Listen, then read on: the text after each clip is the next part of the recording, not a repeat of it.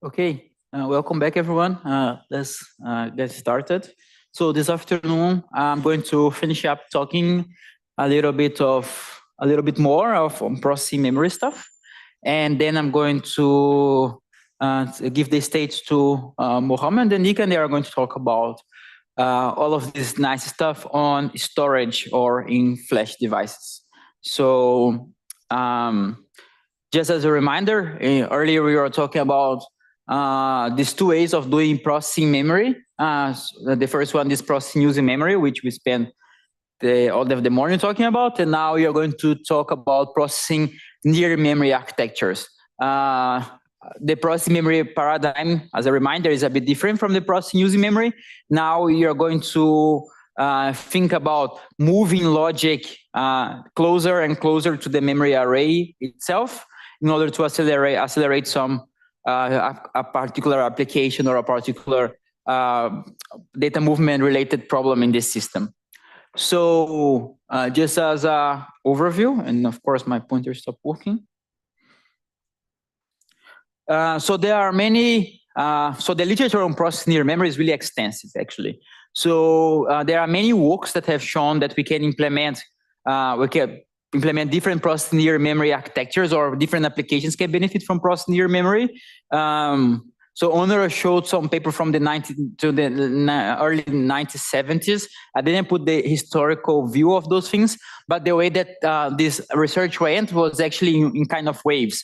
So in the 1970s, there was some initially work around that, and then it died a little bit, and then it came back in the late 90s, in the beginning of the 2000s. So with some sort of works related to this intelligent RAM architecture that was proposed by Berkeley, if I'm not mistaken, and was quite hype around that time. And then some works also related to active disks. And then the research slowed down a little bit, and later on in the early 2010s, with the advance of 3D stack memory devices, the research on processing near memory got back again, and there was a lot of work related, and those works are some of them I'm going to talk over here, and those works were leveraging this new architecture. And finally, in the late 2019-ish, we start seeing the first commercial processing near memory architectures being deployed or being proposed by most of the memory manufacturers, and also from some startups. So it's a really nice time to be thinking about processing near memory architectures from an industry perspective as well, because we are having a push from applications being more and more data-driven, things transformers, for example. But not only that, database processing as well, some cryptography applications. And you also have now the technology being mature enough so that we can realize this product. So in the near future, you're going to start seeing more and more processing the near memory architectures, hopefully, which is really good for me in particular. That is, I'm going to have a job for the following 5 years or so. So where and so would we employ process near memory architectures, right? So in terms of application, right? So there is a lot of work across different application domains showing that they benefit from processing near memory. For example, Onur talked earlier about this tesseract architecture for graph processing. Particularly for graph processing, there are so many proposals and so many different solutions. Because it's a type of problem that fundamentally benefits from architecture that can do irregular memory access at a fast pace. Also, we have this consumer workloads, Onur mentioned briefly in the morning as well, neural networks, DNA sequence mapping, database, time series analysis, and many more. So what is the limit? So what is the trade-off that we should consider when designing processing near memory architectures? So it's not all wins when you're designing this type of system. Integrating logic together with DRAM, either in 3D stacking or in 2D stacking ways, is quite a challenging task, particularly for manufacturing. Is a trade-off between speed and density. So usually, if you try to design your processor, your DRAM, together in the same manufacturing process, if you're trying to design the logic using DRAM manufacturing process, you're going to end up with a transistor that is lower than if you use the CMOS manufacturing process. And if you try to design DRAM, using eDRAM, for example, using CMOS manufacturing process, you end up with lower density. So there is always this trade-off to play with. Besides that, there is a trade-off related to, okay, we want to make our memory accelerator, but we have to consider that we don't have a way to dissipate power or dissipate thermal issues inside the memory device itself. So you don't want to put a heat sink sitting on top of your DRAM. Of course you can, but that would overcomplicate the system. So usually we have a quite limited power budget on so how much you can dissipate using the either to do 2D stack or 2D organization or 3D stack organization. And usually because of this trade-off of designing logic together with computation that I was mentioning, usually we have we end up with a circuit that has limit clock frequencies compared to a regular processor that you design at the range of gigahertz per second, gigahertz time frequencies, for example. So you need to take into account all of these details when you are designing a processing near memory solution. So, and if you don't take those designs into consideration, you can still have a somehow efficient setup.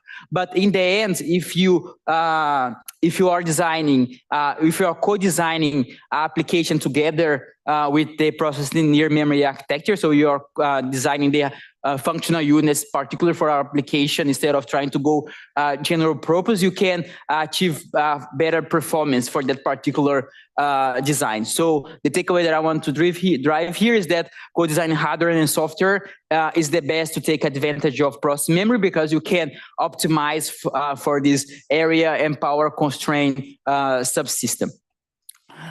So the way that we usually come along for those type of hardware co-design architectures for processing memory is in two ways. At least this is usually how it goes in the literature and how we usually do in Safari. And if you look at the presentations for Samsung, for example, for their current architectures, they follow a similar procedure. So they have their target application that they want to accelerate.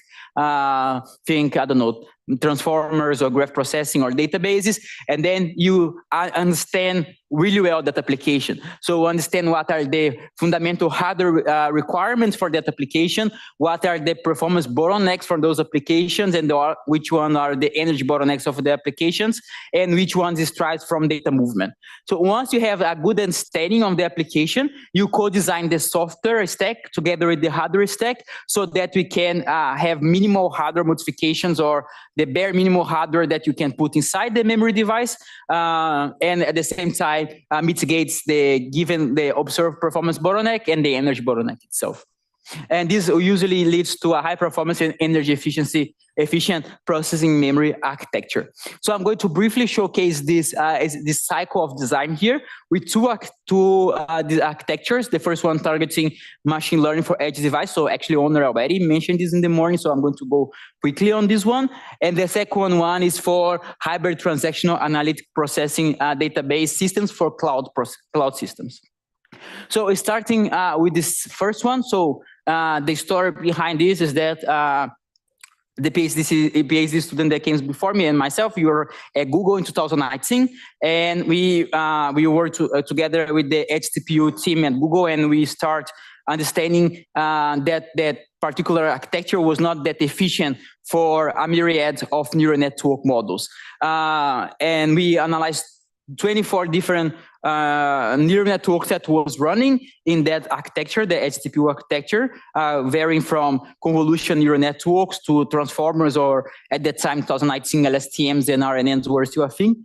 So we saw that since the accelerator were designed in a monolithic way, so they over-provision the size of the buffer structures, the network on chips, and the processing elements to be able to run many different models. This was leading to inefficiencies, both in terms of hardware underutilization, performance, and energy. So instead of that, we understood that different layers from neural networks for across even within a neural network model or across different network models have different properties. So a layer in a neural network model, for example, might be more compute intensive than another layer inside the same model, and while usually a convolution neural network is way more compute intensive than LSTM or transformers, for example. So we decided to break down this architecture into 3 different architectures. The first architecture was targeting these compute-bound workloads, but since we were not over-provisioning this architecture, we could design we could put the hardware, only the required hardware to efficiently meet the throughput requirement for those particular layers inside the portions of the accelerator that was sitting nearby the CPU. And we observed that several of the layers were actually not compute intensive at all. They were mostly memory intensive, and they would benefit from processing memory. So we took a 3D stacked memory, like a high bandwidth memory architecture, HBM, and which has a logic layer at its bottom. And then we designed 2 other accelerators placed over there for both transformers layers, RNN layers, and LSTM layers. And on top of all of this, we had a runtime system that basically doing the execution of a given layer was figuring out which properties of those layers we were encountering, because a good feature of this type of neural networks usually is that you can figure out during the compilation time key informations about that model itself, like the prediction about what is the operating intensity of the given layer, of how much data reuse that given layer is going to have. So we could have because of that we implemented a runtime that, based on those characteristics, were dispatching the layers for these different 3 accelerators. And we observed that you might ask, we are going to have to keep moving the data from one accelerator to the other, and then it's going to go against this concept of minimal data movement. But we observed that actually across the many layers, I think, if I'm not mistaken, on average, there was only 5 data movement steps across the different layers. So meaning that if I have many layers that they are going to execute in this 3D stack memory here, it's not going to happen that you're going to pinpoint between one layer to the other. So most of the time, the layer will be localized in either place, and on average, every at most at 5 layers, you're going to have to move some of the data from one to the other. But that data movement was still significantly lower than if you kept this monolithically designed inside the CPU, and then you need to keep fetching layers from this 3D stack memory device over here. This was it was called Mensa G, because Mensa for Google accelerator. And I'm not going to get into much more details of them because Onur already mentioned this in the morning. But is there any question related to Mensa beforehand? Sure.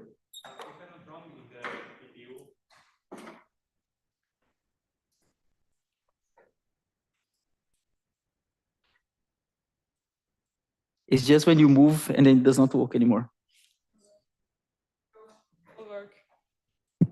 Good. In the Google TPU, it's 256 per 256, while here you have 32 and 16, right?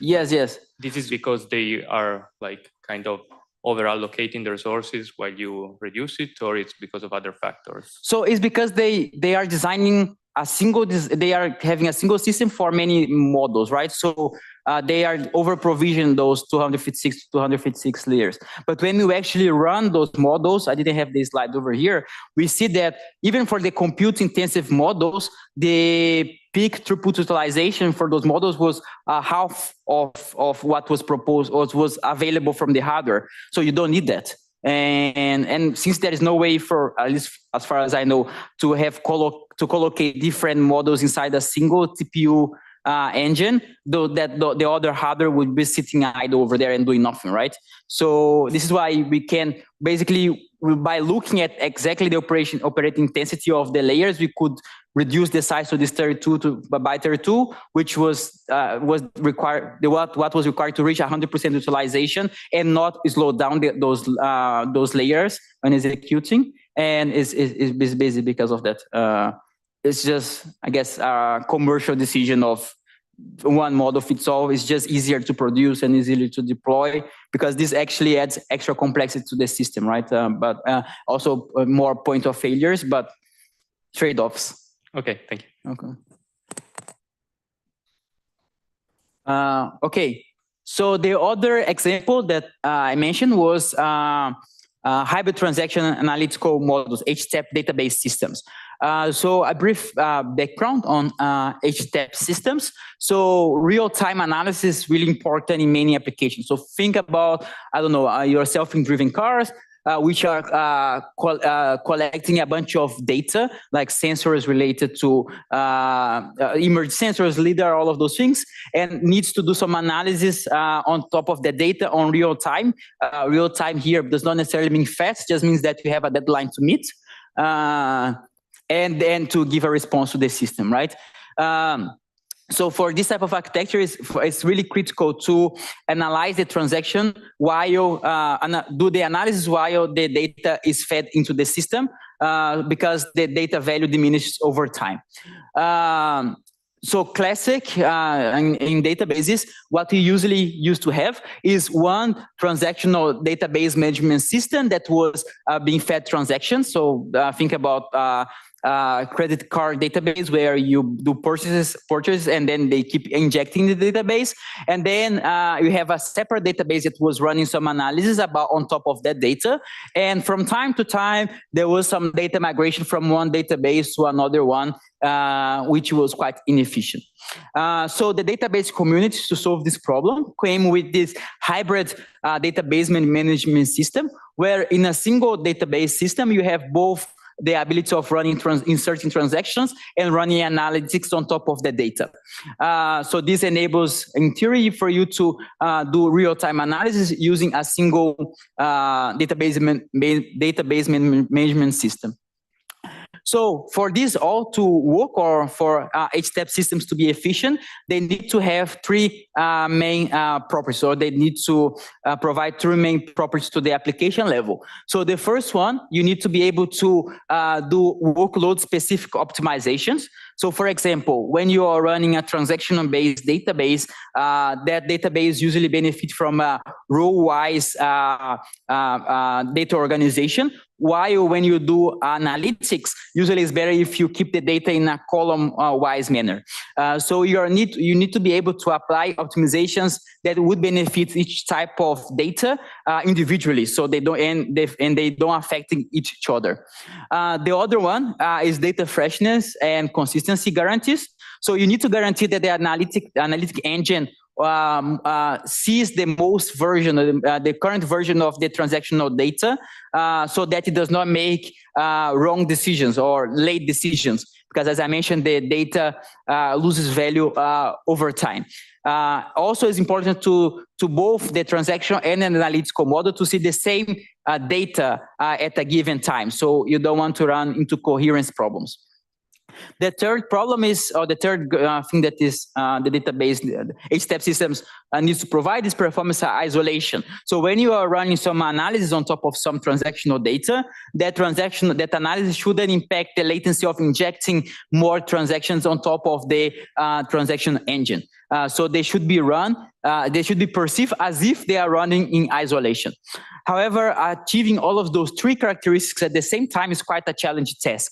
So I'm not going to, we did some heavy profiling on top of state-of-the-art database management system, HTAP systems, and we observed that the state-of-the-art HTAP systems do not achieve all of those three properties, because first, maintaining data freshness and consistency is quite challenging because of the data intensity of the data intensiveness that you inject data into the transactional model and the amount of data that you need to read from the analytic engine so that you can do some computation. And usually if you try to do it, you lead to some reduction in throughput for the overall system. And they also fail because of that, is a direct consequence. They fail to provide performance isolations because you need to, they are going to start contending from a shared resource, which is going to be the main memory. Our goal in this work was then to design a 8-step system that could address the 3 challenges.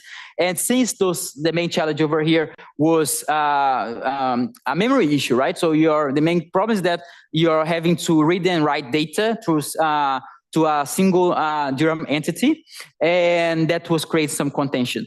And so process memory seems like a good solution over here. So based on that, we designed this architecture that's called Polynesia, which the key idea is to have this concept of islands. So we are going to have isolated islands, or we can think about them isolated hardware structures, responsible for both analytics, some islands responsible for analytics, and another island responsible for transactional. And we are going to design some accelerators that are there to manage this data consistency and data updates in an efficient way. This enable us to, since they are isolated islands, this enable us to first apply workload specific optimization to every single island. So because they are actually physically isolated. The second benefit is that this is going to avoid high memory contention because we are going to, again, design some specialized accelerators to maintain, to manage this memory contention. And the third one, this enables us to efficiently maintain data freshness and consistency without incurring high data movement costs, because we are going to benefit from the high bandwidth capabilities of, again, of placing computation nearby the DRAM chips themselves. So this is the benefit of process memory. So at a high level overview, Polynesia includes 3 main units or 3 main engines. The first one is a replica of the data, optimized execution engine for both transaction and analytics, and a set of hardware resources to manage the communication across them. So for the transactional islands, usually transactionals highly benefit from out of order cores because of their ability to do to exploit instruction level parallelism, and also they usually benefit from deep cache hierarchies because there are some locality when you update one particular column in a database, you can reuse that column later on to keep writing before especially the data to DRAM. So so they are designed to support the burst of updates, and we are going for that. We are going to use conventional CPU systems. So for the analytical island, we are going to use again 3D stack memories, and we are going to design some hardware units at the logic layer of this 3D stack memory device. So over there, we are going to design some analytical engine, which is some simple pin cores that are designed to do some simple reads operations on top of the transactional data and then do some simple analysis. This does not need to be pin cores because over here we are looking at classic database analytic queries, but this could be also a graph processing engine if you have a graph database, or if you want to do prediction, a machine learning engine to predict something based on the data. So this can be highly customizable, which is what is particularly important and would be probably fixed independent on the analytical engine, is these 2 hardware structures, this consistent mechanism unit and this update propagation unit, which is designed to maintain high throughput in terms of data consistency and coherence data across these two islands over here. So I'm not going to get into details on the implementation of those. I guess it's just to have a high-level view of how this is designed. And we see that when you compare it to state-of-the-art 8-step systems, that Polynesia achieve first the three properties that I mentioned. that are required from H-step systems and provides higher transaction analytical throughput compared to state-of-the-art systems. In terms of energy, since we are minimizing the data traffic from one engine to the other, from the CPU to DRAM, through our consistency engine, we significantly reduce energy consumption compared to the state-of-the-art H-step systems. So this is the work, and I don't know if there is any question related to Polynesia. Okay, I think it's just to give a high-level overview on this benefit of doing hardware software co-design together with processing near memory. So I'm going to, all of this we did in simulation and was academic proposals. But as I mentioned before, since 2019, we have been seeing a myriad of different processing near memory architectures coming from industry themselves. So I'm going to highlight some of them. Onur already mentioned some of them in the keynote. The first one, and the one that we have direct access to, is this UpMem engines. So they, in 2019, this French startup called UpMem, they came up with these DIMMs. This is a memory DIMM, and in this DIMM we have several DRAM chips. So it looks similar to what you would buy regular for a DDR chip, right? But different than a regular DDR4 chip, for example, these DRAM chips are equipped with some multi-threaded in-order cores that can access the data from the particular DRAM bank at a higher throughput and a lower latency. These are a view of the chip. And as I mentioned, yes? So this is 2D. So is in the same is a planar design. So there's no concept of die here.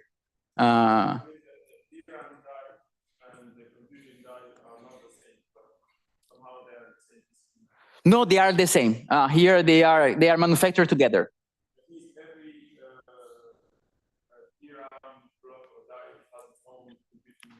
Yes, exactly. I don't know if I have a better.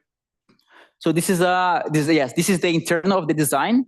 So here we have the simple in-order core. So this is inside the chip, right? So we have the DRAM bank, and they are together in the same chip itself. They are manufactured together. So this is different from this 3D stack design where we have one die for logic and another one for computation.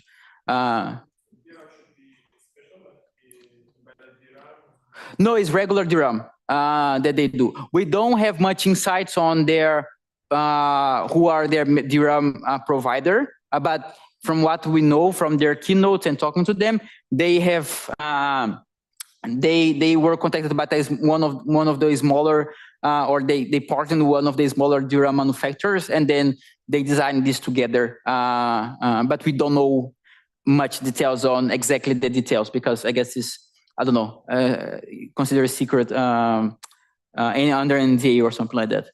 But there is a direct impact of doing this, right? As I mentioned before, integrating computation in the manufacturing process of DRAM leads to slower clock frequencies. And you can clearly see from the frequency that these processors are run. So those are simple in all the cores, but they can run at peak 250 megahertz per second, megahertz. So they are quite slow. And this is because they are trying to design logic with DRAM manufacturing process, which is not efficient.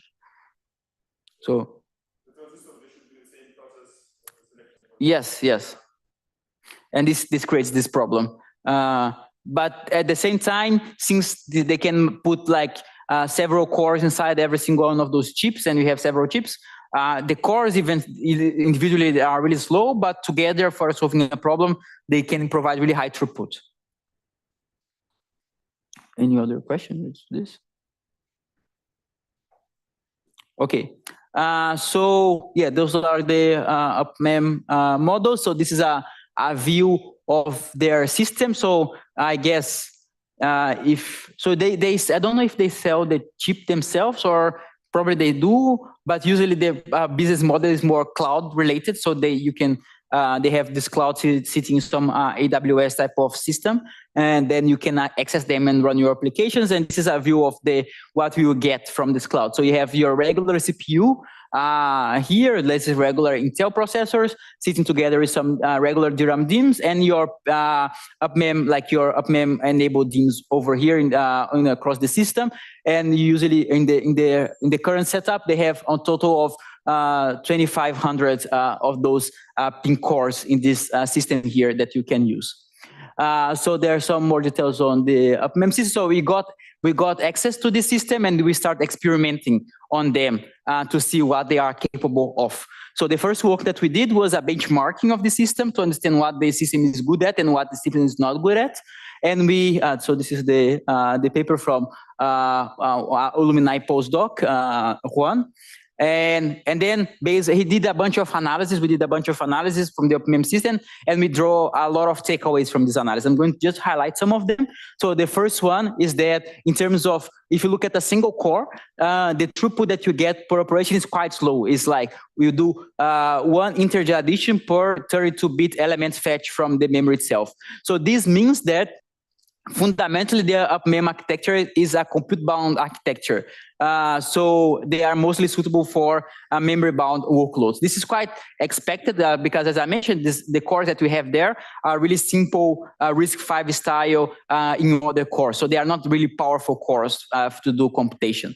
But the access to memory is really quick, especially they actually for DRAM.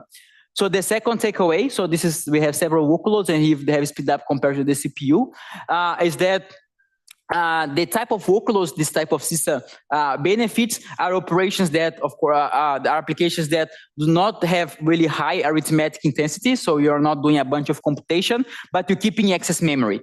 And the type of computation that these processors are good at is bitwise operations and integer-based addition and subtraction. This is why, since it's really complicated to manufacture DRAM logic together with DRAM, they only could place some simple 32-bit integer ILUs in the pipeline of the processor, and more complex operations like float point operations or high precision multiplication was emulated in software. So, and this is coming directly from this challenge of manufacturing these cores together with DRAM. Yeah, so the third takeaway is that the workloads that are suitable to the system are workloads that does not require a lot of communication across the different cores that you have in the system, because there is no, in the current implementation, there is no interconnects connecting the different cores sitting the different DRAM chips or even inside the chip itself. So all of the communication is to happen through the CPU. So basically you are imposing more data movement to the system, which is, as we learn here, is not good. So this was the main takeaways from this first paper.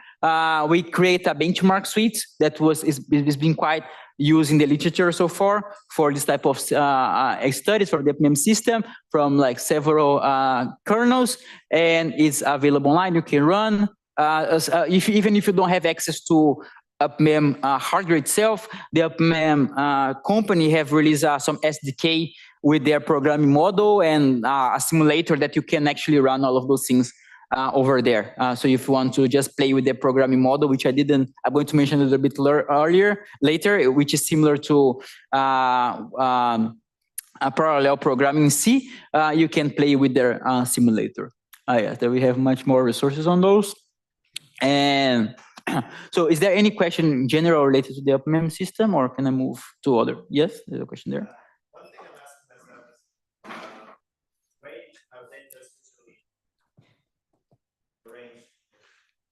Yeah. Is like you store like the first, if you have a 64-bit word, is like you store 8-bit in one chip and the other. Isn't that kind of causing problems with more wider operations with propagating carries, for example? Or how is this solved? It is that this problem exists. So just one highlight here: UpMem does not implement.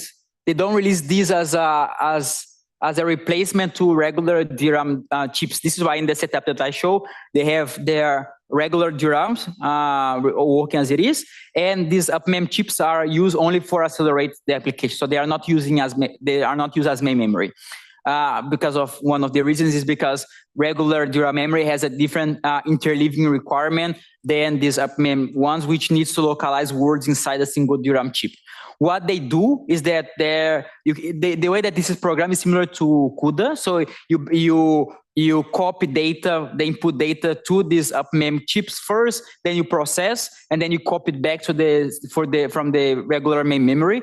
And doing this copy, the UpMem chip does some software-based transposing, so that the data is localized inside a single DRAM bank before the computation. And it does incur some overheads when you're doing the computation. And in the paper, we actually analyze how much of the overhead comes from this transposing. Okay, thank you. Great. So I'm just going to highlight some of the other studies that we did in the UpMem system. So we start simple by trying to understand that system, and later on we start looking at what type of applications this type of system could benefit from. So we port applications like machine learning training to this system. And when I say machine learning here, don't think about transformers, because this is not good for float point computation. It's just like literally, I don't have the slide here, but yes. So this is classic machine learning type of applications like decision trees, k-means, logistic regression, and linear regression. And we port over there, and then we also propose some software level optimizations to try to mitigate some of the limitations of the system. So, for example, using hybrid precision for computation, because as I said, if you go for high precision, the operation is going to be emulated in software, or using lookup tables to implement complex functions like sigmoid, for example. But yeah, so we see that we can actually have some speedups compared to the CPU and GPUs for this particular classic machine learning workloads. So this is this paper. We also check how we can accelerate a sparse matrix vector multiplication using this type of system. We implement some libraries to enable transcendental functions, sine, cosine, logarithmic functions inside the UpMem system, because as I mentioned, the hardware does not provide support for that. So again, we are using some sort of lookup table based implementation. We implement some bioinformatics workloads on the system, and also some workloads like homomorphic encryption. So this is the UpMem system. Later on, I'm going to talk a little bit more related to the programming model for that. But that is just a highlight of the work that we have been doing so far on that system. Is there more other questions related to the UpMem before I move to another architectures? Yes, there's a question there. UpMem focus on, the benchmark you mentioned, is it UpMem focus, or can one adapt it to other memory processing, near memory DIMMs like that? So if it's available, I didn't get the question. If I have access to Intel's Optane, can I use that? Can I try the benchmark on? Yes. The benchmarks are available in your GitHub. You can just run them. You might not have access to UpMem systems because they are selling that access. But you can run them in their simulator, for example, and test them. No. What I'm saying is that is it specific? Is it specific for the UpMem system? Okay. Yes. Okay. Because I'm going to mention a little bit the programming model, and they have their own programming model for that. We need to write the workloads in that particular way to run in the UpMem system. Okay, so I'm going to really briefly talk about some of the other processing near memory architecture from other memory manufacturers. So Samsung in 2021 proposed this. Initially it was called FIMDRAM, and then they changed it to HBM PIM, and now last time that I saw was called Aquabolt, but they keep changing the name. So this is a bit different from the UpMem, because UpMem is planar, right, to the stack. So here, what they are doing is that they are taking this 3D stack memory, HBM, and they are, so HBM has a logic layer, right, and several layers of DRAM memory itself. What they are doing is that they are removing some of the layers that are DRAM, DRAM, and they are putting some computation units over here so that they can do computation. And this is particular design for neural network inference. And so the processing engine that they put here is actually float point addition, multiplication, and MAC engines over there. So this is just an example of how is their computation unit over there. Is a simple pipeline, and the architecture is vector based. So it's they concatenate several of those float point 16 engines together. So yeah, so this is the memo and the first iteration of the film DRAM architecture. Then they released this other one. It's called IEDM. This is for yes. There's another question. Yes, yes. This is similar to Mensa. It's a little bit, it's not exactly the same because in Mensa we are using the bottom layer here, and they were a little bit more aggressive. They are losing more layers for the computation. But in terms of design, it's quite similar. Okay. So this IEDM one is for recommendation on systems, and these are using this type of DIMMs that are called LR DIMMs, and these DIMMs have a buffer sitting here in the PCB, and they are placing, instead of just the buffer, they are putting some computation inside this buffer so they can do some process near memory solution.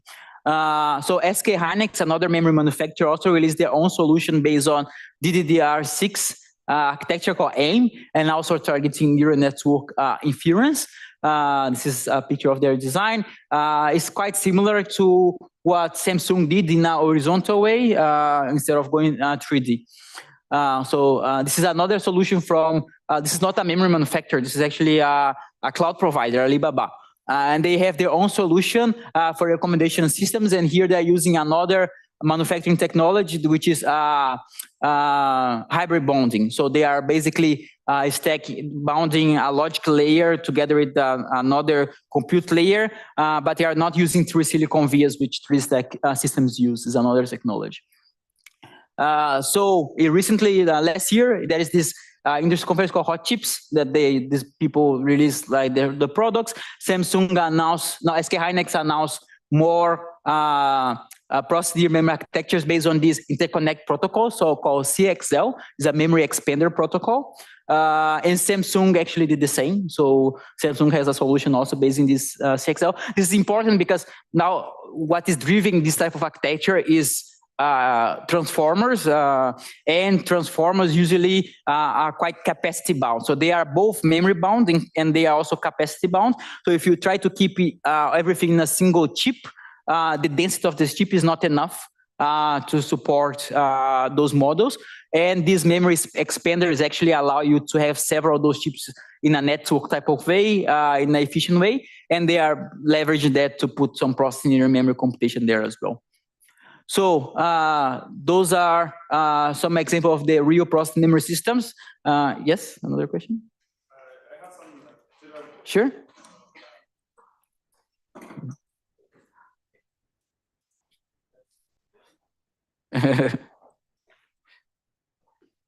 I think there is some latency when you press the button. Oh. I need some time. So it's a bit general question. Sure. Maybe there is no answer. So it's really interesting that you show companies that already start implementing the near memory computing with DRAM. That's really interesting, like with 3D stack and everything. My question is like, okay, what research can provide, like, what is the added value if companies, they already start doing this? I mean, competing with companies, it's not fair, yes. You know. So what research should focus on to add to these solutions rather than conflict with we can talk to me on a coffee break about this because I have a lot of opinions. Okay. But I'm going to try to be brief. There are two types. There is the boring type, and then there is the interesting type. The boring type, in my opinion, this is only my opinion, is that you can look at that particular, whatever the industry is putting there is still not fully optimized because you're just releasing this type of systems. So you can look for example, this UpMem type of system because of they are using Intel-based motherboards. they have some limitations on the amount of interconnects or interleaving schemes that they can have in the BIOS. And this creates some problem when you have both DIMMs from UpMem and DIMMs from the regular DRAM together. But this is like literally like is a system problem, it's an engineering problem, which is fine. Some people like that problem, it's okay. But I don't think that this is necessarily advancing the state of the art. It's just solving like some really practical problem. So there is this type of problems, and they're all there. There is this communication problem across the UpMem chips, for example, which are not possible natively. There is this trying to enable more applications in that system, which is all okay or fine. But they are too dependent on whatever the industry is putting out there. And as a researcher, we want to look forward, right? In terms of looking forward, I think that there are still many system adoption problems that is independent of what is the concrete hardware that we have that needs to be solved if you want those things to be more general and more applicable in larger scale systems, which actually is my next slide. For those, they don't have good solutions. So no one has a good solution for virtual memory. No one has a good solution for coherence or for efficient way to map general purpose applications to this type of substrates. Everything is still really tied to a particular domain or a particular type of system or for a particular architecture. And as a researcher, I believe that those are the things that we need to look forward. Like those are I mentioned earlier that people are not addressing the difficult problems for processing near memory. And I believe those are the system ones that needs to be addressed. And I don't think maybe a company is going to address it in the future, but it's pretty unlikely because they just want to sell a particular solution for a particular market, right? But yeah, so I don't know. We can talk later. I can rant from this for many hours. We're going to stop over here. It's dangerous actually to compete with this. We are quite smart people. We can do that.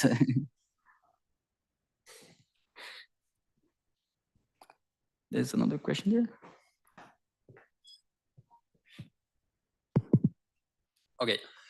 Yeah, in this like commercial systems, there are like two trends maybe. One that is the UpMem, which is more general purpose, and then you have like the very more specialized hardware for one single application or single domain. So which one you think makes more sense? Like you think we will have like a memory stick for AI, memory stick for genomics, memory stick for whatever, or we will have, or it makes more sense to have a more general purpose accelerator, and then every application can use that? So I think there is space for both type of designs. I don't think we need to there is enough market for both.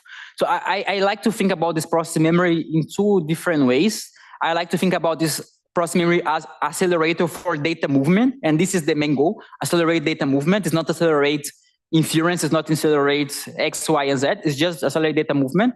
And that would require a more reconfigurable and programmable type of logic that could be ported for different applications, because we are not going to try to do any fancy things in this logic. We're just going to try to reduce how much data is going out from the processor. But at the same time, of course, if there is a big enough market for my application, why not design an accelerator particular for that and have a particular solution for that? And this is what we are seeing for. It's a bit annoying actually, because if you look at the current works from processing memory, it looks like the only important thing in the world is transformers, and it's okay. But 5 years ago was graph processing, so I know that's going to move for the time, but why not, right? If that market exists and you want to make some money, design the chip and someone is going to buy. So yeah, I think there is space for both. Okay, so I'm going to try to wrap up in the next 10 minutes or so. So in order for, I think I talk a little bit about this, and if you want to make the adoption of processing memory solutions wide enough, we need to address difficult system problems, different integration problems. And this passes through the entire system stack, from how we can write better code so that we can port these codes to processing using memory or processing near memory architectures, how compilers can help transforming this code in a more efficient way, how we can design better system resources like coherence, synchronization, virtual memory, communication interface, all of those. So all of these things can be changed if can be done if we work one step at a time, and if you are open to changes in the current status quo of computer-centric architectures. So we have been doing solutions in those systems for many years. So how to we start simple. What we should offload to this processor near memory cores? How can we enable programmability? So we have this work particularly for the UpMem system. I don't have much time to highlight what is going on, but I want to show some code. I think everyone's going to understand. So if you want to write some code for the UpMem, so if you want to do a histogram computation, for example, this is the amount of code that you need to write in C to the UpMem's system itself. You don't need to understand this code. I don't hope don't try. It's a bit elaborated. What you need to understand is that there is a lot of data movement that the programmer needs to manually handle. Some task parallelism that the programmer needs to manually handle, and some synchronization also that programmer needs to manually handle. So we are asking now programmers to be quite experts on that particular architecture that we are going to be programming, which might be fine, but it also limits the applicability of the system, right? So we designed this this framework called Simple PIM, which is based on data parallel patterns, so map-reduce type of primitives, where we encapsulate the majority of the operations that the UpMem needs to be done and the distribution of computation. And now the user only needs to write the function to do the operation itself. So this is just calculating the bins for the histogram, and everything else like distributing data, reading data back, and parallelizing the computation, the framework does automatically. And by doing that, we can reduce the complexity in terms of lines of code, for example, compared to how much you need to write for the MEM system. Quite significantly, while we can improve, because we have a standardized way of writing code, we can apply some optimizations on top of the code and even have performance gains on top of handwritten code. This is the Simple PIM framework. Another thing that we can do is to aid programmability is to think about benchmark suite for processing near memory. This is one of the first works that I did, which was trying to understand what are the fundamental properties of applications that would lead to processing memory offloading. And then what I end up doing is breaking down memory bottlenecks in 6 different classes of data movement bottlenecks, and each class of this data movement bottleneck can be identified with simple metrics and can be and would benefit from different data movement mitigation mechanisms. So this is the data movement benchmark suite, and simulator is also available online. You can check it out. And then, like I talked about a little bit about coherence earlier. So this is the lazy pin conda that I mentioned in the morning. Synchronization we also address, and virtual memory is still we have some works on this, but it's still an area that has way more to be done. And we have put some infrastructure to enable processing memory research. So in conclusion, what I guess was the key takeaway that I hope everyone drives from today is that memory does not need to be a dumb entity in the system anymore. We can have a smarter memory that does simple stuff, and by doing the simple stuff, we can have large gains in both in terms of performance and in terms of energy for many different types of applications and applications domain. All of this is possible with a change in mindset of, instead of just thinking in a processor-centric way, we think in a more memory-centric way. And if you want to learn more about processing memory, we have an upcoming tutorial in the HEART conference in Porto in 2 weeks. We are going to live stream the tutorial as well, so you can check everything in this website.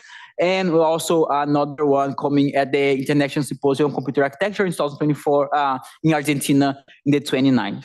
So thanks so much for listening. I hope you like to learn a little bit more about processing memory, and I'll be glad to take more questions or here, or you can talk to me later on. Is there any other question here? Otherwise, I'm going to give the floor to Mohammed.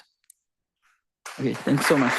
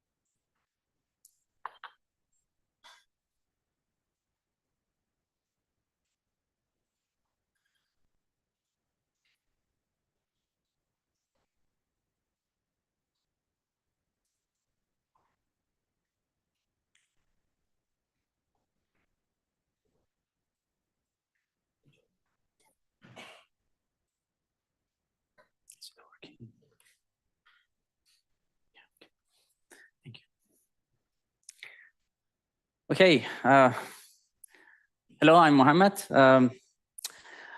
So in this part of the lecture, we're going to focus a little bit on storage-centric computing. Of course, we don't have much time to go into detail of that. But the fundamental topic of storage-centric computing is very similar to memory-centric computing that Geraldo and Professor Mutlu have delivered. But essentially, we want to do computation inside the storage. And we're going to say a little bit about that. So, yeah, I'm currently a senior researcher and lecturer working with Safari. I've been collaborating with Safari since early 2017. I got my PhD from Sharif University of Technology in Iran, and my research interest in the line of computer architecture, memory storage systems, as well as processing memory and some other topics that you can see. So this is a problem that we have been discussing today, and essentially in storage-centric computing, we are dealing with the same problem. I'm going to flash these slides relatively quickly because I think you already you're aware of that. So so essentially we want to make things data-centric in correct design. That still we're going to talk about data-centric. Memory-centric computing is one of them. Storage-centric is also another variant of data-centric computing. But we also have data-driven architectures, which essentially we want to learn from data that we have in our system using some learning algorithms to optimize our systems. So the next lecture that we're going to have at 4:45, if I'm not mistaken, is going to be about data-driven architectures. In addition to that, we need also data-aware architectures that essentially you need to somehow transfer the semantic of your data to the hardware such that you can make more intelligent decisions. For example, if you know that the application that you are running can tolerate errors, so you can somehow trade some reliability for better performance, for better energy efficiency. As Professor Mutlu has also briefly introduced you EDM work, that essentially we play with the timing of the DRAM array such that we make it a little bit less reliable, but we can improve performance and we can improve energy efficiency. So I can talk about data-aware architectures more and more, but unfortunately we don't have time. So so this is the topic of intelligent architectures that if we really want to handle data well, we need to go through data-centric, data-driven, and data-aware architectures.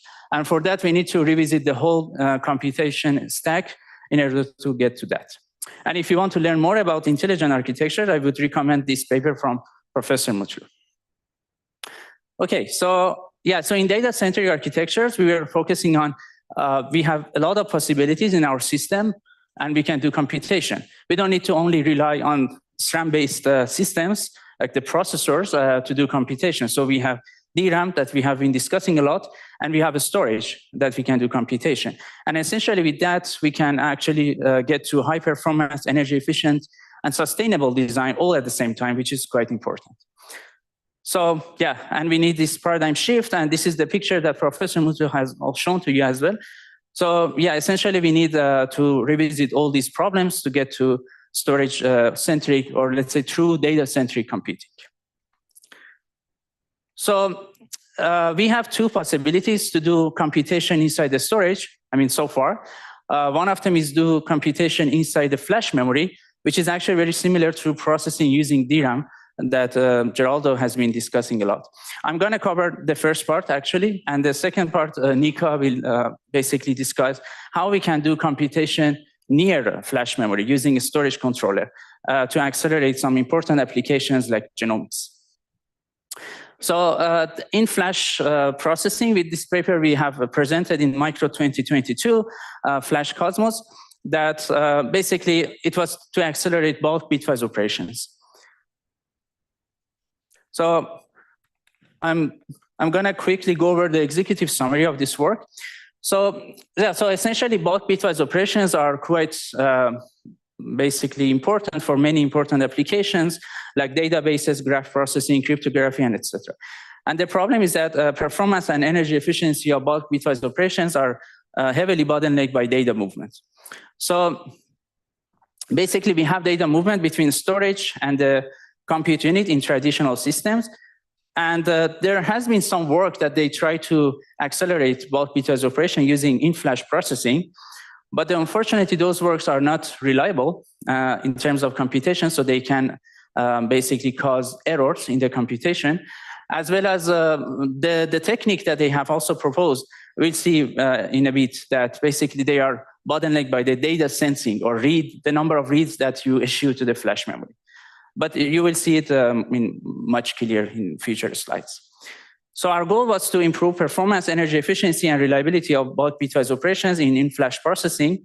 And the key idea is Flash Cosmos, that essentially we provide multi-word line sensing that you can basically sense or access several flash rows or flash pages at the same time, and such that you can enable bulk bitwise operations on several operands at the same time. And we also improve the reliability of the computation by proposing enhanced SSD programming. And of course, we observe basically good performance, but in addition to that, we tested this idea on 160 real NAND flash memory. And it was really interesting that we saw that it's possible with zero error, which is quite impressive. Okay, so yeah, these things are, I think you're already aware of that bulk bitwise operations are very useful in many important applications. And we have this data movement that they are bottlenecked by that. So this is the way that we are computing in conventional systems. So we need to read data from storage, move it to the main memory, and the main memory to the processor. And then we need to basically write back to the storage. And you can see that the bandwidth of the storage is around 8 gigabytes per second, which is much less than the bandwidth of accessing main memory. So if your application has huge amount of data, which is way larger than your memory footprint, then you need to go to a storage back and forth. And that can cause a lot of basically overhead. For bulk bitwise operations, if you want to do it on a big basically data set, so in some cases, basically your main memory cannot house your data. But importantly, the operations that you are going to do is so simple. So the arithmetic intensity is so low, such that you cannot amortize the overhead of loading data from storage to the main memory or overlap it by the computation. So essentially, you're going to be bottlenecked by data movement. So there has been some near data processings, or let's say data-centric computing for such applications, as well as in using cache, like using DRAM, like Ambit, SIM-DRAM, NVM-based main memory, and in storage and in flash. We are going to focus more in flash in this talk. So when you want, yes. Just wondering, so for accessing DRAM, we saw some numbers in terms of energy which it takes. How about storage and also like latency? So So we have been doing research actually to make it nicely as the numbers that we had for DRAM. The problem is that in literature there are many different numbers, like the energy that you need to spend like to bring the data from storage to the main memory. So I don't want to say one or a number, because we are not also still sure, because we are doing actual research to make it nicely. But I would say that it can actually increase. So it's at least one order of magnitude higher when you want to bring things from storage to the main memory.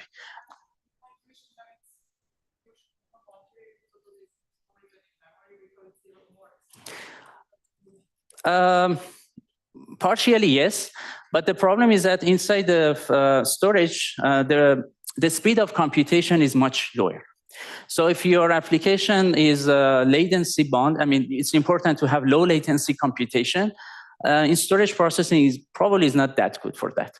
So there are many other trade-offs here that we need to think about. And in the idea of memory data-centric computing is that we want to do computation where data resides, basically, right? If your data resides inside the storage, yes, you may prefer to do it inside the storage, but if your data is in the main memory, that actually for some applications, we prefer to keep data inside the main memory to have fast access time. Yeah. Okay, so inside the storage, we actually have a storage controller that here I show it as an in-storage computation unit. So actually you can use that storage controller to implement computation, which is very, very similar to processing near memory that Geraldo has been discussing that.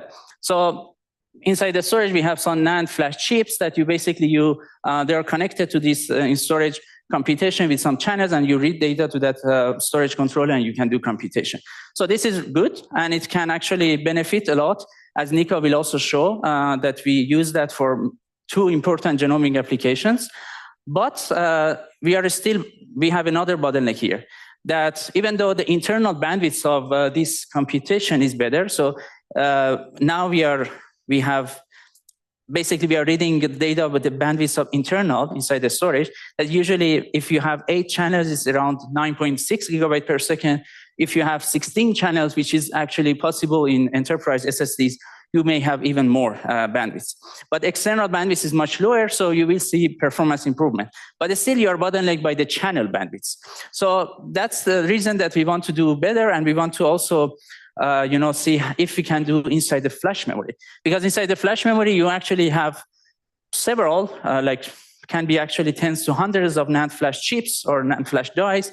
And if you can actually distribute the computation across all these dies, you have huge parallels, and you can basically improve performance a lot. So far, so good? Yes.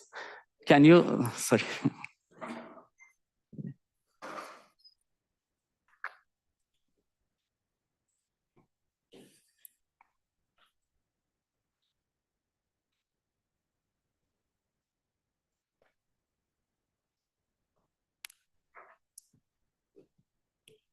Slowly, surely. Okay, it's working, I guess, no?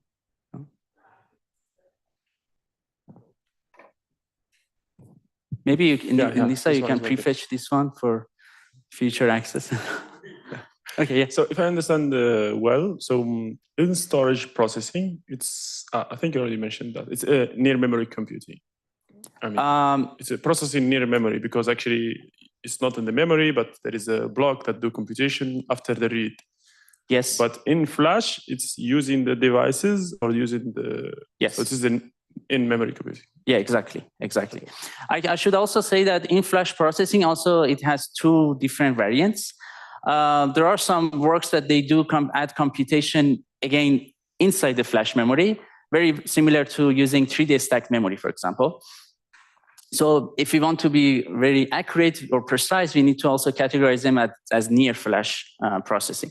But in Flash Cosmos that I'm going to discuss now is actually using analog computation. It's the fundamental is similar to Ambit, for example, that we use the Flash array to do computation.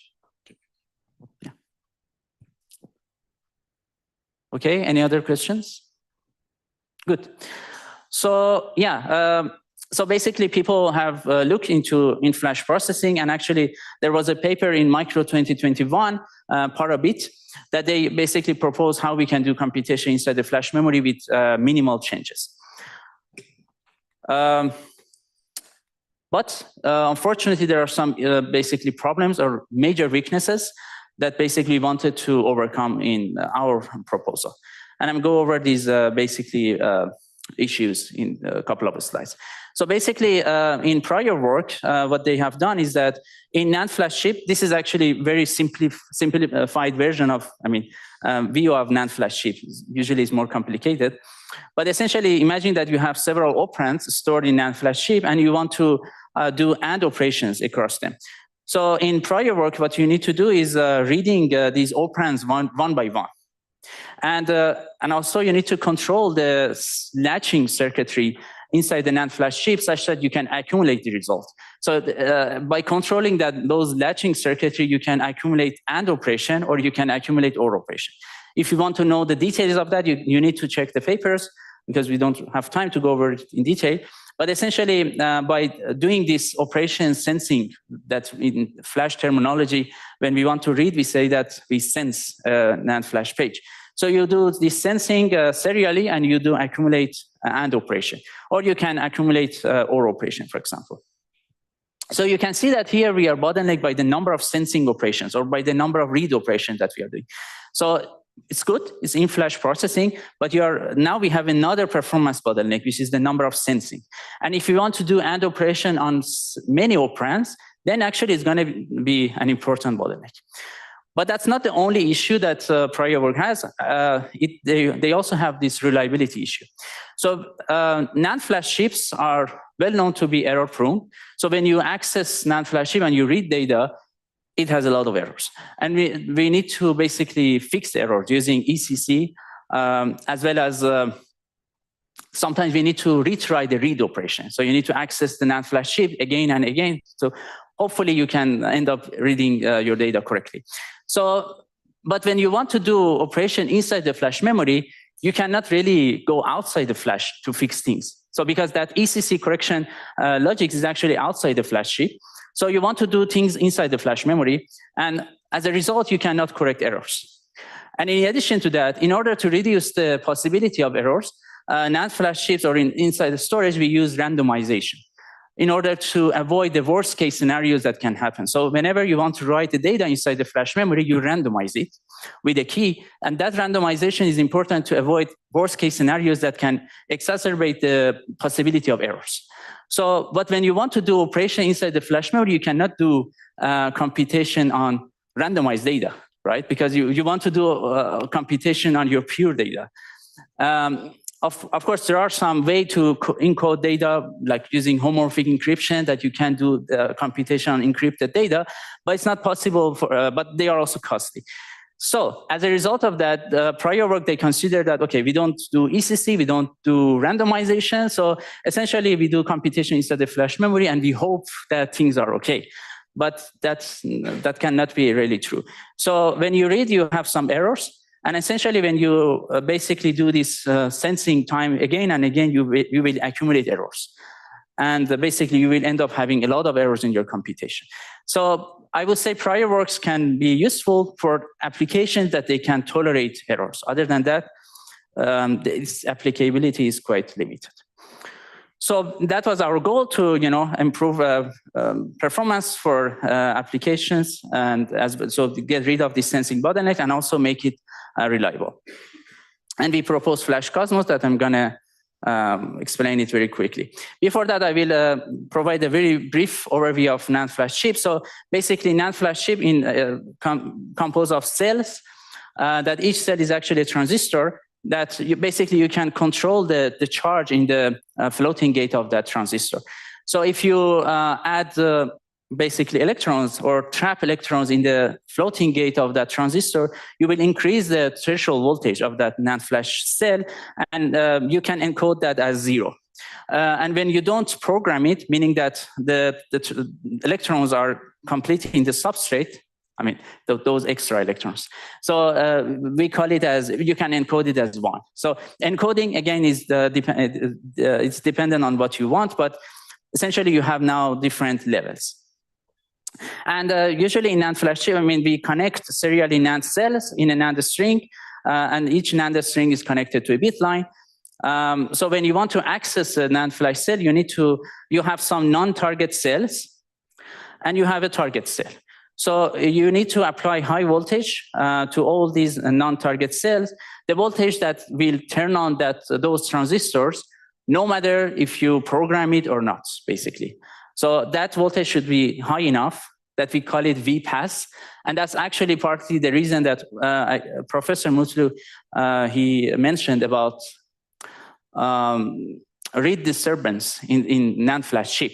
So when you apply VPass, which is the high voltage, it can actually cause a programming effect, like weak programming effect. So usually when you want to program NAND Flash cells, you need to apply much higher voltage, but the VPass is also high enough to cause some weak programming and can cause errors. So if you want to learn about that, I would suggest that you check the paper that Professor Mutlu mentioned our NAND flash study, reliability study in 2017. I can also direct you later about that paper. So, but to the target cell, you need to apply a reference voltage. And depending that reference voltage, we're going to be somewhere between the low threshold, like the nominal threshold voltage, and also the high threshold voltage. And it can, if your program hasn't been programmed, so your reference voltage will turn on this transistor, and the bitline current will flow, and you will encode it as 1. Other than that, bitline current wouldn't flow, and you will encode it as 0. That's the way that actually and there is a sensing logic here that will sense basically that the bitline current has been flowed or not, basically. Okay, so we connect basically NAND string in a block, like several bit lines that basically, and also this row. So you are quite familiar with this structure of basically a memory array. So each row or word line we consider it as a page. It can be multiple pages as well, but for simplicity here we consider as only 1 page. And the whole the combination of them makes a block. And we have also hundreds of blocks that they are sharing bit lines, and you can see here.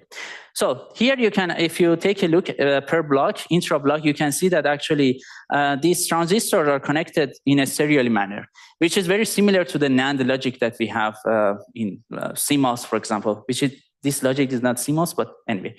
And if you look at the connection of NAND string to the bit line across blocks, you will see that we have a OR kind of connection. So that actually is the main intuition or insight behind this Flash Cosmos. So in Flash Cosmos, we basically say that if you want to do AND operation, you just need to activate or sense several word lines at the same time. So you will have some non-target cells that they are not your operand, and you have some target cells that your operand that you want to AND them. So you will just activate them simultaneously or sense them simultaneously, meaning that you will apply V reference voltage to all of them, to the operands that you want to do AND operation. And you can see that basically the bit line current would flow only basically those flash cells are basically are not programmed, and you will consider as 1. So basically if 2 operands or more than 2 operands are, all of them are 1, then you will read 1. Other than that, you would read 0, which is the definition of AND operation. So that's the way actually that we implement AND operation. So you need to apply or activate several word lines intra-block inside the 1 block of flash, inside the NAND flash memory. And if you do it, basically this multi-word line sensing inter-block, you will see that basically you can implement OR logic easily, because then the bitline current wouldn't flow if basically both, in all these blocks that you activate them, target cells are basically are 0. So which is the definition of, again, OR operation. Makes sense, right? Okay, so yeah, that's the way that we implement OR operation. So inter-block sensing can implement OR operation.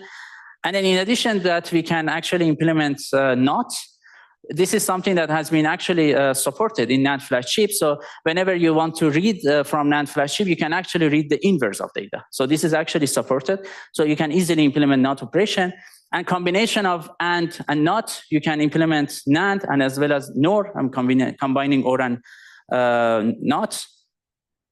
And also we have XOR gates inside the flash memory. And physically we have XOR gates such that you can implement XOR. And NOR, again, with inverse read and XOR, you can implement XNOR. So we can do quite a lot, basically, computation inside the flash memory. That's the conclusion. And we also improve the reliability of that. We actually observed that even using SLC programming, that you basically chop this threshold voltage only in 2 margins, intervals.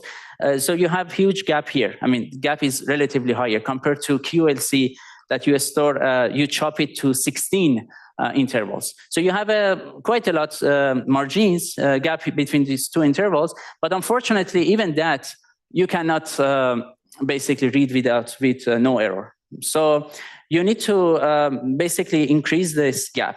So in addition, in order to fix that, we propose enhanced SLC programming, that we increase the gap by increase the voltage of programming. And we did this programming a step more accurately, such that we make it also narrower. Yes. Yeah. So that's the thing that we haven't basically studied, because that needs actually more, let's say, throw analysis over some aging also control. But my gut feeling would say yes. Yeah. And it needs to be studied, actually. So this enhanced SLC programming can, it actually increases the write latency and write energy. And normally, if you need to spend more energy for write, probably it has more endurance effect as well. Okay. Yeah, so just to quickly also show you some results, we tested 160 real NAND flash chips under worst case operating conditions. So we tested 1 year retention time using some baking method that you need accelerate this aging method. And we had also worst case data patterns, and we observed that basically we can do operation without any error. And we observed that multi-word sensing intra-block is possible up to 48. And the reason is that in the flash chip that we tested, we had 48 word lines in each sub-block. So we couldn't do much more. But inter-block, we were basically limited to only 4 due to energy reasons. So we couldn't activate more than 4 basically blocks. And ESP shows that we can do it without any error.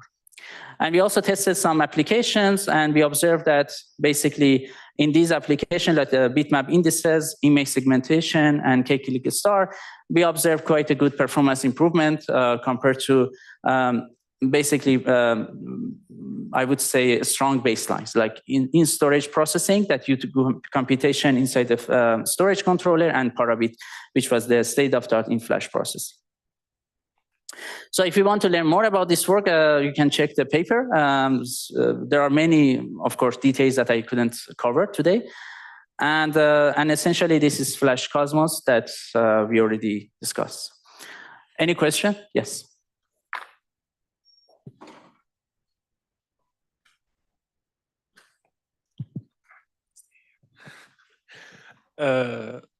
I think in the part where you explain the performance, maybe it will answer my question, but yeah.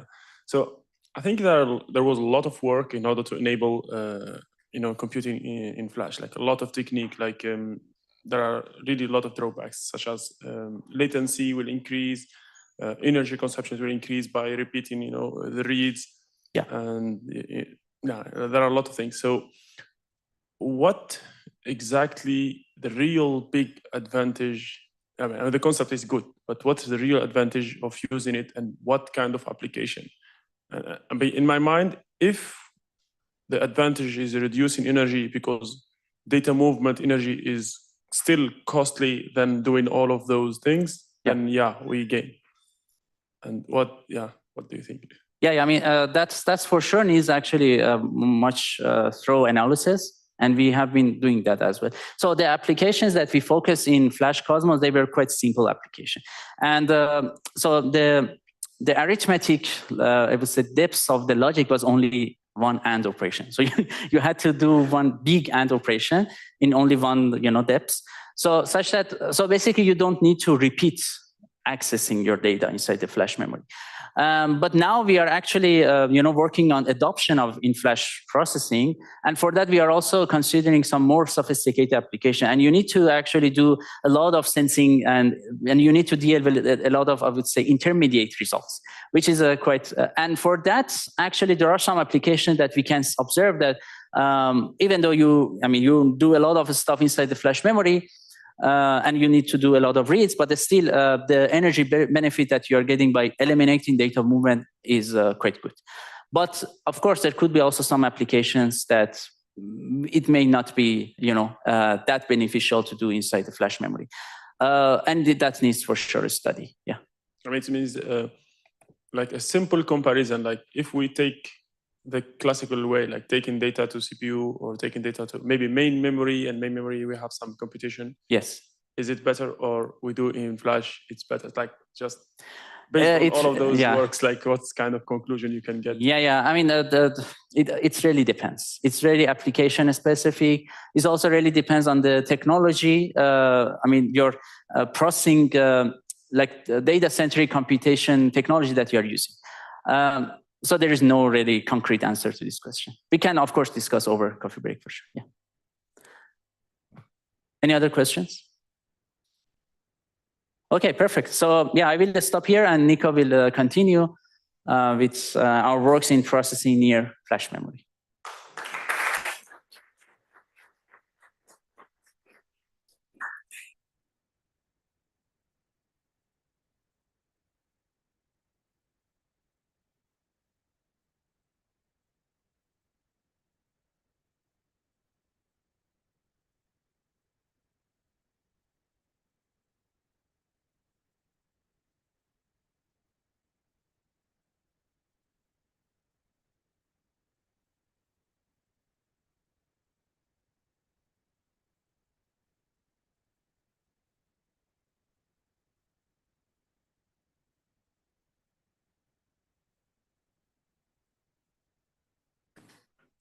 Do you hear me?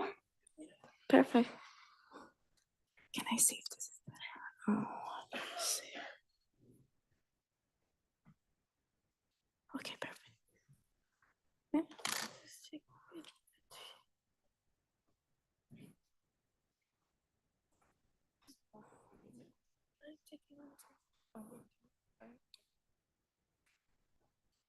Yeah.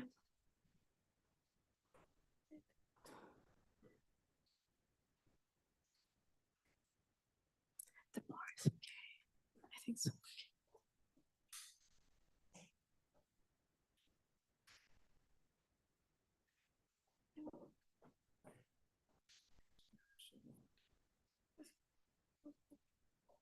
I have to. Yeah. Time. Is it?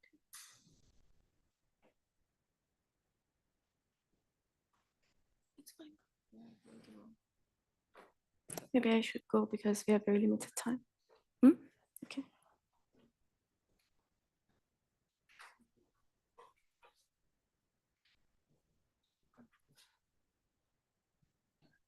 They're hidden.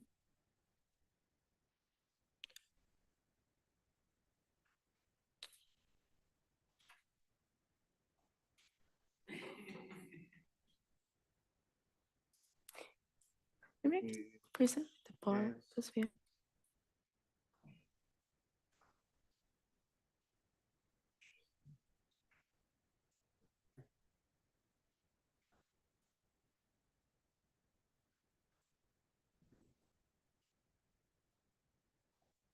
It's fine, right? Yeah, okay, I think so. Okay. So hi, everyone. I'm Nika. I am a PhD student at Safari Research Group. I work also with Onur. And I do research in various topics in computer architecture, computer system bioinformatics. Here's a list. So today in particular, we're going to talk about storage-centric computing. So this is the part that we're going to talk about today. So we have very limited time, but we'll try to get most of it. So in the context of flash-based storage systems, we can think of in-flash processing that Mohammed just right now presented, Flash Cosmos, and near-flash processing. So yeah, this is the example you just saw, and here I was planning to explain two examples. Specifically, I have promised Yale to explain metagenomics to him in the second example, but probably we will not have time. But we will at least cover the first one. So this is the part that we will talk about now. Okay, we will start with GenStore. And I know that you have seen summaries of it in John's lecture yesterday and in Onur's lecture today, but we will go a little bit into more details of the mechanism, because I think it's very interesting to see how hardware-software co-design can work together to address some of the challenges of near storage processing and actually enable us to extract the benefits it provides. So even beyond the application, I hope some of the insights of the mechanism here would be useful to give you some ideas. Okay, so this is GenStore, a high-performance, energy-efficient and storage processing system for genome analysis. I go over the overview very quickly because, as we discussed, you've seen it before, but focus more a little bit on the mechanism. Okay, genome sequence analysis is important, and sequencing machines extract the smaller fragments of the DNA sequence known as reads. And these reads then later on be mapped to reference genome, right? So that's the first key step in many of the genomic applications. And then we find these differences compared to the reference genome through a computationally expensive process called approximate string matching. But then what we have seen is that since this process is really expensive, not only it is very expensive, but it also needs to be done on many reads, on a large amount of data. So we, at the same time, are suffering from computation overhead and data movement overhead from storage. And since this application is very important, I'm sorry for these meeting controls, but yeah. Since this application is very important, people have done a lot of actually interesting efforts into accelerating with some heuristics, hardware accelerators, or different type of filters to address a lot of the computation overheads and also the data movement overhead from a memory or cache hierarchy. But one part of it that we realized is missing was the data movement from storage system that still existed. And actually, its impact became even more important when other bottlenecks got accelerated. So that is a part that we were focusing in this work. And then we realized that a lot of the genomic data that we need to work with actually does not need to go through these expensive computation. So we realized that with very simple operations, we can avoid moving all this data through some filters. So only a small amount of data needs to move outside the storage system.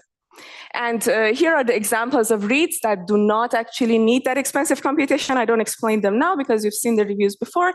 So we can a little bit more directly jump into the mechanism section. And of course, there are a lot of challenges to enable something to happen inside the storage system. Although it provides a lot of benefits, as we have seen, it has the underlying architecture has a lot of limitations that makes processing in there quite challenging. So through the mechanism, we will see what these challenges are and how we can actually try to address them. Okay. So these challenges even become more difficult because we need to work with a lot of types of application behavior.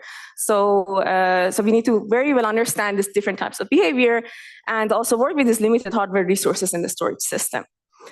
So by addressing these challenges, we introduced GenStore that tries to alleviate part of the computation overhead and also data movement overhead. And through that, we achieved this quite good speed up and energy reduction at low hardware cost. Okay, so I'm going to provide a one slide background just in case that some of you might forgotten some of the background or read mapping. And I think that this just one slide would enable you to understand the mechanism. So here we have this reference genome and we have one read, right? So we want to see what are the similarity and differences of this read to the reference genome, and through the similarity and differences, we can make some medical or biological conclusions. Okay, so the search space is large. So when the search space is large, what do? We usually have an index, right? So this index consists of some k-mers. K-mer is a string of length k, right? With location of these k-mers in the reference genome. So we have this index, which is going to enable us to search within this large string more efficiently. Okay, so far so good. So the first step is called seeding. So we extract some k-mers from the read and try to look up the k-mers in the index and find where these things match. So these locations, these potential locations are called seeds. So it's like a seeding point for us to get started. And so some of these seeds are irrelevant because just think about it. If you have some k-mers that are back-to-back in the read, you want them to also be hitting in the back-to-back locations in the reference genome, right? Just the fact that some of them are hitting random places would not help. So, okay, we get rid of the ones that are irrelevant. And then there are like a lot of advanced algorithms proposed to efficiently get rid of the bad ones and keep the good ones in. I'm not going to get into it, but just we know that we have this step seed filtering. And then we have alignment. So that is the computationally expensive step that everyone wants to avoid in life. But then whatever that does not get filtered needs to go through this expensive process and gets mapped to the reference genome. So that is all the background we need, right? So for mapping, then we have these 3 fundamental steps in various mappers. So seeding, seed filtering, and alignment. So with that background in mind, let's go to the motivation and goal. So we did some case study on real-world genomic data sets with various read mapping systems like state-of-the-art software mappers, hardware mappers, and state-of-the-art SSD configurations. Some of them optimized for performance, some of them optimized for cost. But through all of them, actually, we observed that an ideal in-storage filter significantly can improve performance by reducing the computation overhead because you're like filtering, you don't do as much alignment. And also you reduce the data movement overhead throughout the whole system. An ideal filter means a filter that works in storage and does not bother the rest of the system, and its execution can be fully overlapped with the mapping of whatever that did not get filtered, right? So then that is what we observed. But then we also tried to say, okay, what if we have an ideal filter outside the SSD? How would that work? So we observed that although it reduces computation overhead, but it does not reduce the data movement overhead from the storage system. And since it is happening outside the storage, it needs to compete with read mapping for other system resources. So external SSD bandwidth or DRAM bandwidth. So all of this that competition is also another factor that makes, yeah.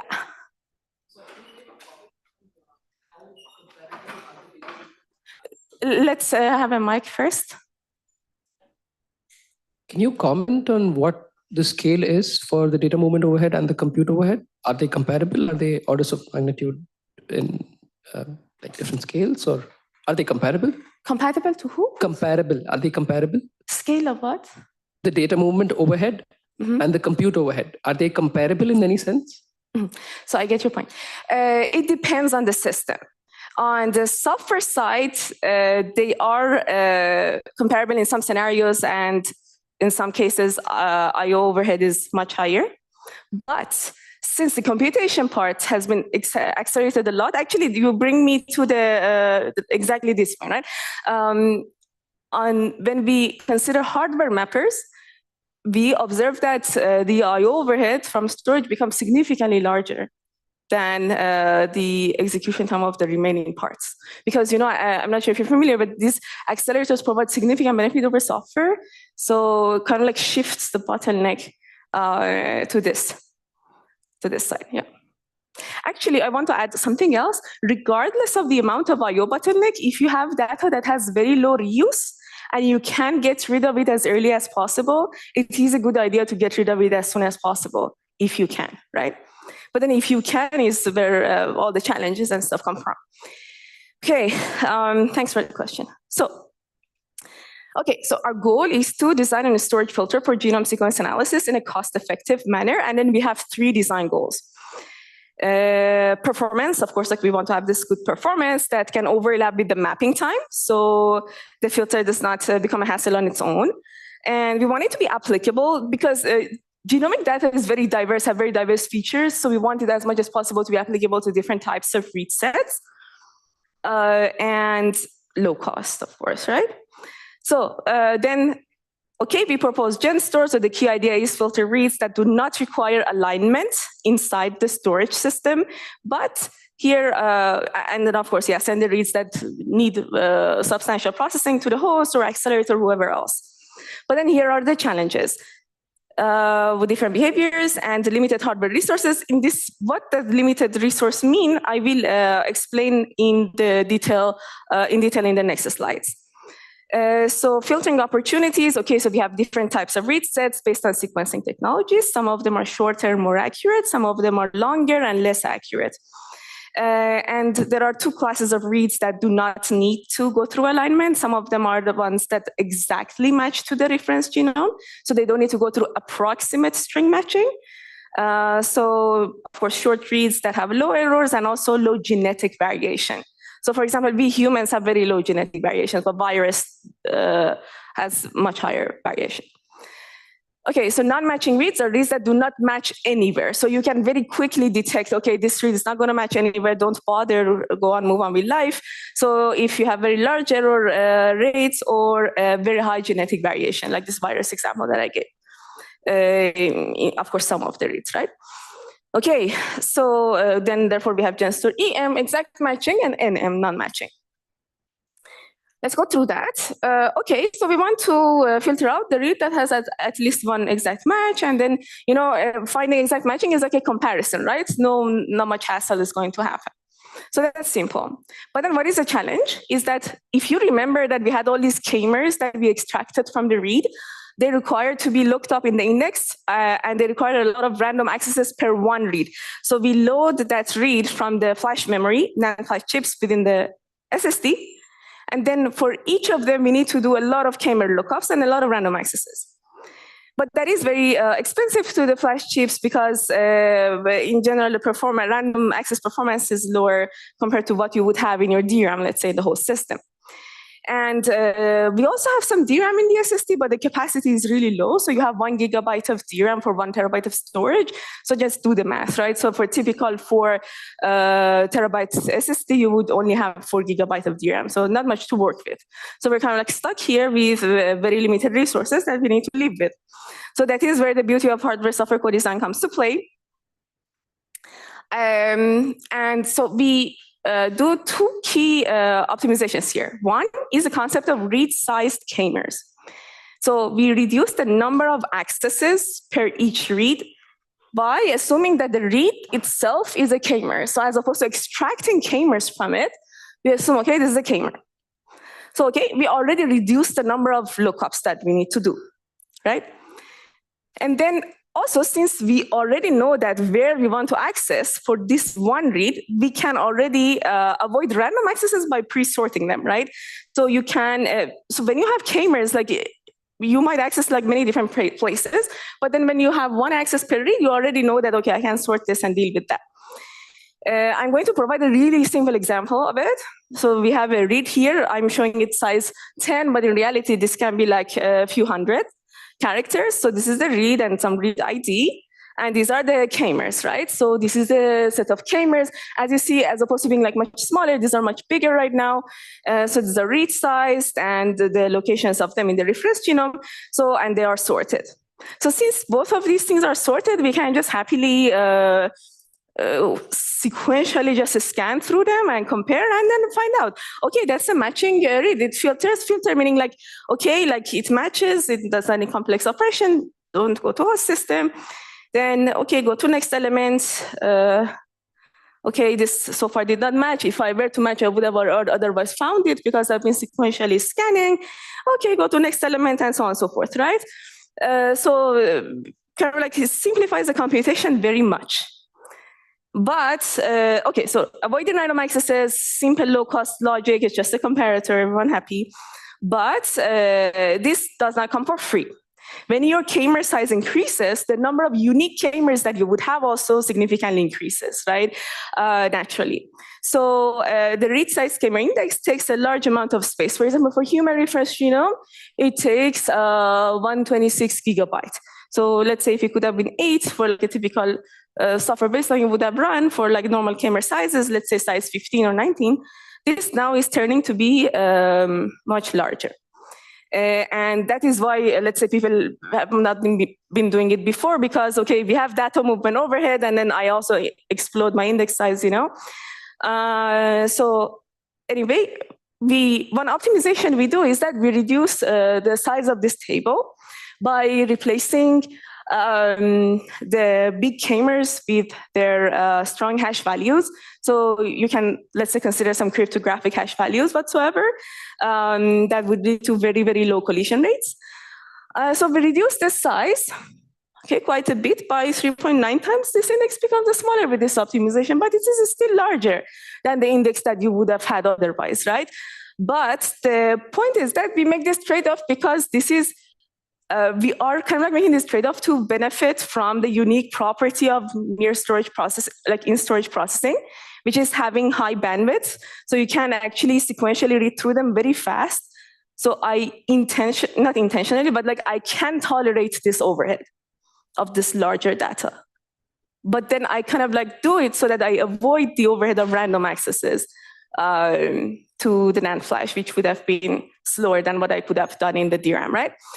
So that is why I hope that like with this simple mechanism or like this one example for genomics kind of like give idea of like the type of kind of like trade-off that we do for in storage processing. And hopefully it can also apply to different applications or different domains. I see that I have already run out of time. I gave one of my key messages, but I'm wondering, Mohammed, what do you think? Should we stay for 5 minutes?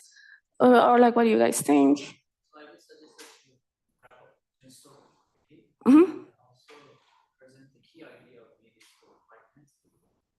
Okay.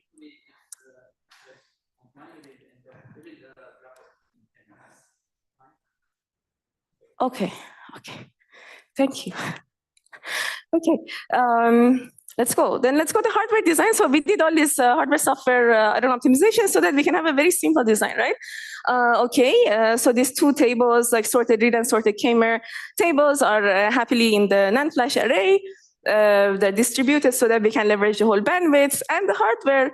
That I already said. And the hardware is like a simple comparator. So we just read the stuff here and batch them. And while we are loading one batch, we process the other batch. We just do some comparison and send whatever did not get filtered to the host system done. And these steps are pipelined, so their latency can be overlapped as well. So that brings us to GenStore NM. So do you remember these 3 steps? I hope so. I see some nodding. So now this is the seed filtering step. We want to prune the reads that do not need to go through expensive computation already in the storage system, right? But that is challenging because the algorithm needed to do so actually requires a lot of dynamic programming operations to be calculated, to be performed on many seeds that we extract in the first step. So this costly dynamic programming of many seeds in each read becomes challenging when the read size also increases and you have many seeds. You both need a lot of hardware and a lot of SRAM or like whatever type of buffer that you want to use. So just doing it naively would be very area inefficient. So what we do is that we try to look at the data, right? We look at the genomic data. So GenStore NM uses a lightweight chaining and selectively performs that second step only on small number of read sets and directly sends whoever needs more complex operation to the host system. So let me show you some interesting data. So in the x-axis, we have number of seeds, right? So seeds were these locations in the read, right? And in the y-axis is the probability with which that read would actually align somewhere. And then we observe that, okay, if you have many seeds, anyway you would align, so you don't need to filter anyway. So you don't miss anything if we don't actually invest on filtering these reads with many seeds. So that's it. It's just like a good trade-off. So reads that have sufficiently large number of seeds, as opposed to putting in a lot of buffer and resources to do chaining in the SSD, we just send them to the host system. So then already with a very tiny and lightweight chaining logic that only like requires like buffering 64 seeds, we can already filter out whatever read that does not get aligned anyway, right? So that is some of the benefits of like looking at data. So that is what Geraldo was also mentioning, to very clearly understand your application. That's where it comes to play. And then more details is in the paper. Evaluation, let me show you some stuff. So baseline, some good read mappers and good storage systems are used. And then here you observe that, we observe that up to 2.5 times the speed up compared to software baseline and up to 3.3 times the speed up compared to the hardware baseline. So why speed up for hardware is larger? Because the impact of I/O, as one of you asked, was larger, right? So by doing stuff in storage, we get a relatively more benefit. And also, on average, 3.9 times energy reduction. So this is results for GenStore NM. So this is one of the data sets that a lot of data got filtered, but of course, like we sweep different data sets in the paper.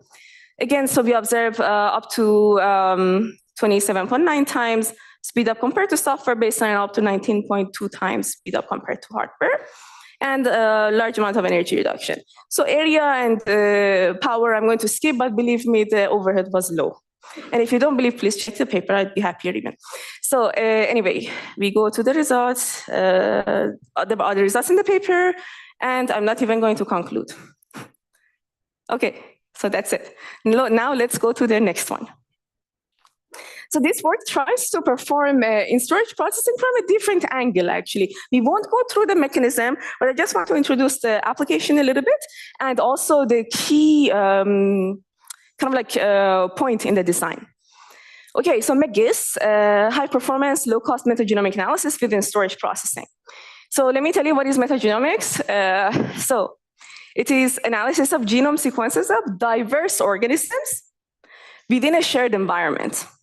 And that actually overcomes limitation of traditional genomics, because in a lot of cases, we cannot isolate a specific bacteria or a specific microbe or virus that is in an environment in the lab and culture them and sequence that one thing, which is focus of genomics.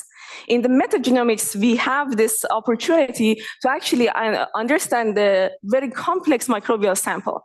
And that is important because, okay, so it helps us with precision medicine and understanding microbial diversity of environment, discovering early warning signs of diseases, and etc. So just consider like some environment like human blood or like human gut or like an ocean. So sometimes we deal with something we don't even know what it is, and it is in a mixed, very complex environment. So this is where metagenomics would kind of help us. Another point is that so microbes handle a lot of functionalities on Earth. Let's say oxygen generation, a lot of nutrition recycling, etc. And so far, we don't know vast majority of microbes consisting that are present on Earth. So this metagenomic has been very groundbreaking in enabling understanding these things. So then we have this metagenomic sample with some species that we don't know actually what they are in advance, and we don't actually know the relative abundances. We don't know how many percent we have in what where. So then we actually need to look at a very large database of many known species. So we have this unknown, we need to look at this very big known database, and this database is growing really rapidly. Actually, some databases get updated every day.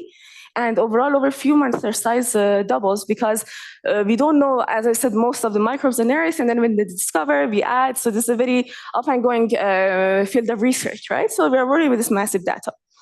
So what we want to do in the first step is that we want to see what is actually present or absent in this sample. If some patient has a sickness we don't know yet, or if an environment is somewhere like we want to understand it, like for agriculture or like for whatever other reason. So we want to first see what is in there, right? So that's the first step. So do you remember the reads, right? So these are the good old k-mers that we had. So these k-mers get extracted. And then again, we look them up in this database and get some IDs of these k-mers. And then finally, we look at the relative abundances. So let's say in a human gut, we know that, okay, that the composition should be, I don't know, 20% this, 10% that, whatever. And then if the composition or relative abundances changes, we know that, okay, that's a sign of, I don't know, a sickness or whatever other thing. So these are the two key tasks that we perform, and then they require working with massive amount of data. Okay, so motivation, again, we did analysis with some state-of-the-art metagenomic analysis tools with different types of SSDs. So the SSD is cost optimized, SSDP performance optimized, and no I/O is the case we don't have I/O overhead. Okay, we observe again, I/O data movement overhead causes significant overhead, and the impact on the end-to-end performance becomes even more when we use hardware accelerator to do computation. So the motivation here is the same, but the challenge is that, okay, so we know ISP can help us, in storage processing can help us address the storage data movement overhead, but again, we have this limited hardware and none of the existing approaches can quite well work. So the goal here is to improve metagenomic analysis performance by reducing large data movement overhead from the storage system in a cost-effective manner. And that brings us to McGIS. So this is the only mechanism slide I'm going to present so that I don't kind of like deprive you of the pastry and coffee that we will have.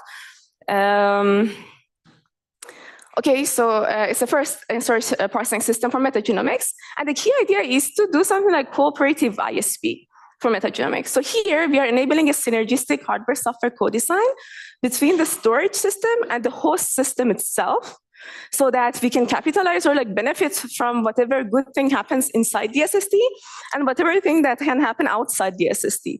So that is the opportunity actually we realized that actually these two working together can provide a lot of benefits. But so of course, like it's a key concept of heterogeneous systems, right? But then there were like a billion challenges again to address. So I just provide this 5 dimensions. So we needed to partitioning, data computation flow coordination, storage over algorithms. So we changed the algorithms actually such that they can be suitable to this heterogeneous system, some lightweight accelerators and data mapping. I'm not going to go through anything else about the mechanism, but I wanted to show you something. That's my last slide. Is that we actually analyzed Megis on a system that has a cost-optimized SSD, here SATA SSD, with 64 GB of DRAM. So this is the whole system used in Megis' cooperative ISP. So very cheap cost-optimized SSD and relatively smaller DRAM than what we will see. And we ran all other baselines on a system that is using performance-optimized SSD and 1 TB of DRAM. And we observe here that compared to performance-optimized baselines, you would have known these, what performance-optimized baseline is. But anyways, these are 2 hardware tools, 2 software tools, performance-optimized and accuracy-optimized. So we are providing significant speed-up even in this scenario. And I think one thing that comes good out of it is that in such a field that is working with this massive amount of data that is continually increasing in volume in such fast rates, like basically the growth is exactly exponential. Doing this hardware software co-design, like understanding the application and designing it, designing stuff based on its features can actually enable us to have wider adoption of such important applications. Because it can significantly increase cost efficiency. So yeah, I hope that it's been kind of like useful. It was a bit fast, but if you have questions, we can discuss in coffee break also. Yeah, thanks.